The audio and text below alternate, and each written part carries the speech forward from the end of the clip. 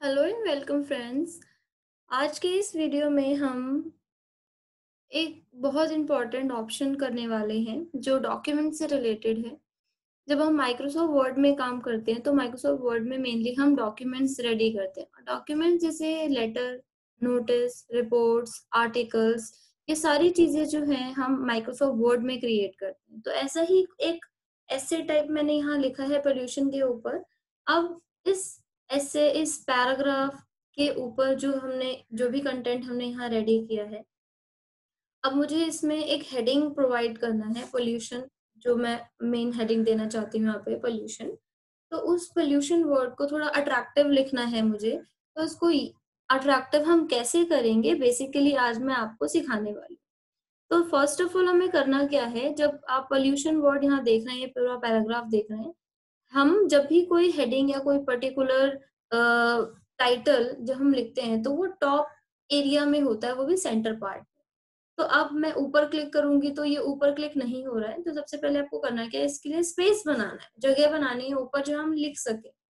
तो मैंने क्या किया, पैराग्राफ के बिगिनिंग में अपना कर्सर रखा और एंटर प्रेस किया, तो मेरा पैराग्राफ या बाकी के जितने भी पैराग्राफ्स हैं, वो नीचे शिफ्ट हो गए और ऊपर मुझे एक जगह मिल गई जहाँ मैं लिख सकती हूँ अपना टाइटल या हेडिंग।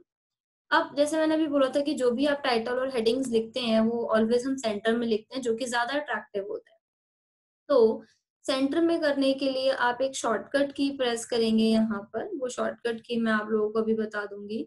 शॉर्टकट की प्रेस करने के लिए या ऑप्शन में जाने के लिए, वैसे नॉर्मली अगर हमें सेंटर पोजीशन पे रखना है अपने कर्सर को, जहां आप सेंटर में हेडिंग लिखना चाहते हैं, तो उसको हम अलाइनमेंट्स बोलते हैं।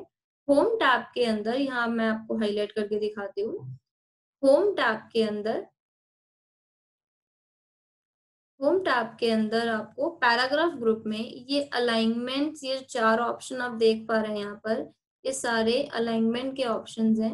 और हम इन्हीं ऑप्शंस से किसी पर्टिकुलर वर्ड को, किसी हेडिंग को किसी एक पोजीशन से दूसरे पोजीशन पे रख सकते हैं। तो मुझे इसको सेंटर में करना है, that is centre option, control E.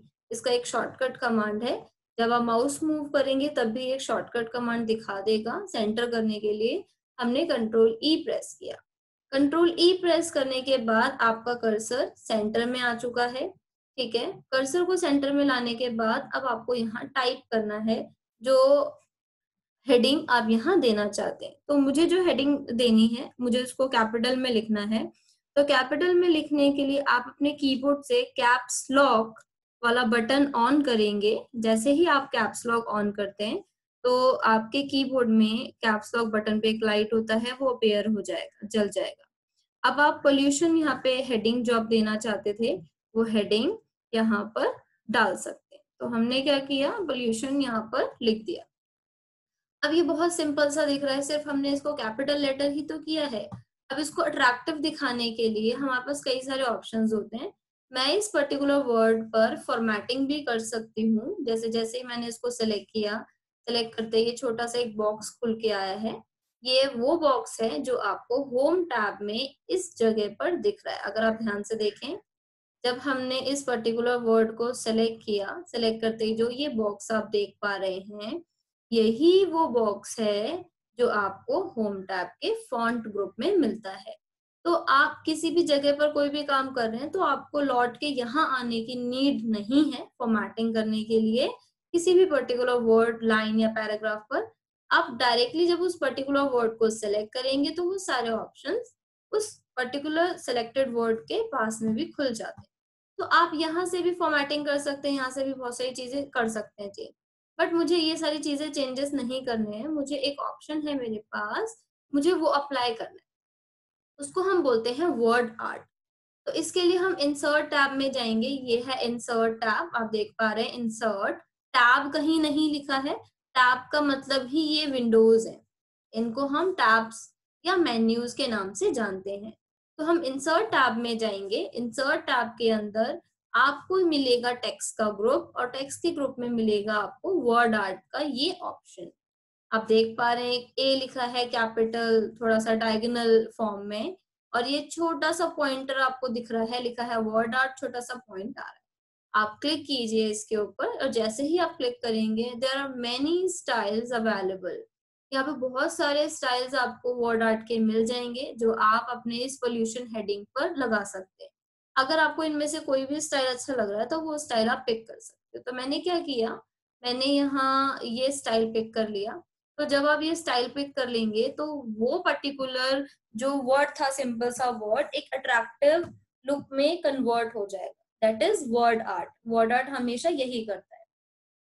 Then आपको इतना काम करने के बाद एक चीज और फॉलो करनी है। आपने जब वर्ड आर्ट अप्लाई किया, हमने जब ये वर्ड आर्ट हेडिंग लिखा था तो ये सेंटर पोजीशन पे था, लेकिन जब वो छोटा था, लेकिन जैसे ही वो वर्ड आर्ट में कन्वर्ट हुआ तो वर्ड आर्ट ने ऑटोमेटिकली स्टाइल भी चेंज कर दिया और उसका साइज भी चेंज कर दिया जो हमने वर्ड सेलेक्ट किया, और ये नीचे आ गया। लेकिन हमें तो ऊपर ही चाहिए था इसको। अब मैं कोशिश करूंगी कि मैं इसको ऐसे पकड़ के मूव करके ड्रैग करके खींच कर ऊपर रख दूं। अब मैं ऊपर रख भी रही हूँ, फिर भी मेरा जो टेक्स्ट है वो ओवरलैपिंग पोजीशन में आ गया है। टेक्स्ट और वर्ड आर्ट एक साथ यहाँ पे अरेंज हो गए हैं।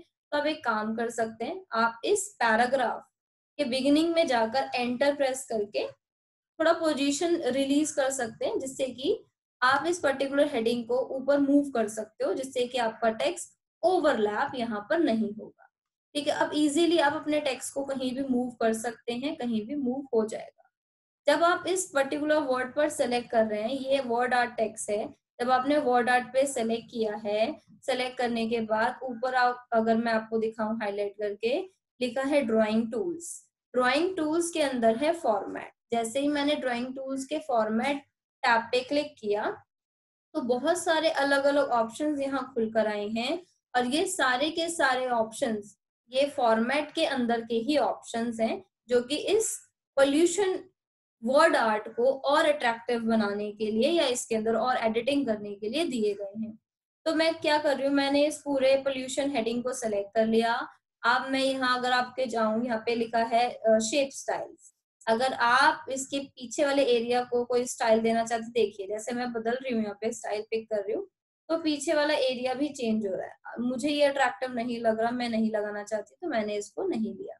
Then next one is word art style. ये जो था वो शेप के लिए, जो आपने पोल्यूशन वर्ड सेलेक्ट किया है ये एक रेक्टेंगुलर शेप दे देगा और उसको स्टाइल दे देगा। ये वाले ऑप्शन जो दिए गए हैं इसके लिए है।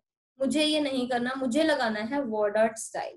तो हमने पोल्यूशन एक वर्ड है, ठीक है, इसी के ऊपर हम स्टाइल्स लगाना चाहते हैं।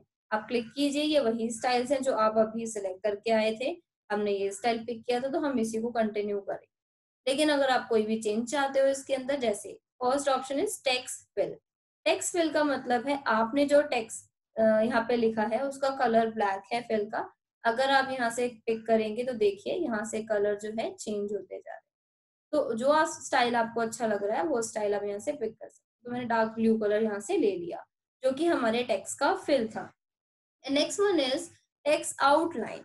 टेक्स्ट आउटलाइन का मतलब है ये जो टेक्स्ट आप देख रहे हैं, ये जो पोल्यूशन टेक्स्ट है, इसकी आउटलाइन को हमने रेड कर दिया। अगर आप अभी देखोगे तो अभी बिल्कुल भी नहीं पता चल रहा है। तो मैं एक काम करने वाली हूँ, टेक्स्ट की आउटलाइन वाले ऑप्शन में मैं वापस जाने वाली हूँ। अब नीचे देखिए यहाँ पे एक ऑप्शन आ रहा है वेट।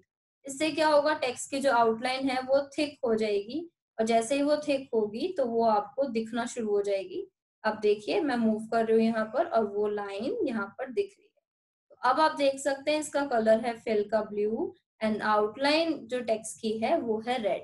तो अगर आप आउटलाइन हटाना चाहते हैं, आपको आउटलाइन नहीं रखना है, तो आप go to next text outline option and no outline. आपने नो आउटलाइन कर दिया, अब इस टेक्स्ट के ऊपर कोई भी आउटलाइन नहीं है। ठीक है, and next last one option is text effects. Text effect जिसमें आप इस टेक्स्ट के ऊपर शेडो लगा सकते हैं। देखिए जैसे मैं चेंज कर रही हूँ तो थोड़ा बहुत चेंजेस यहाँ दिख रहे हैं आपको। Next one is reflection. Reflection एक बहुत अच्छा इफेक्ट है, बहुत अच्छा लगता है। मैं ऑलवेज अपने डॉक्यूमेंट्स में जब भी कुछ बनाती हूँ, पीपीटी वगैरह, हेडिंग्स में रिफ्लेक्शन में जरूर देती हूँ।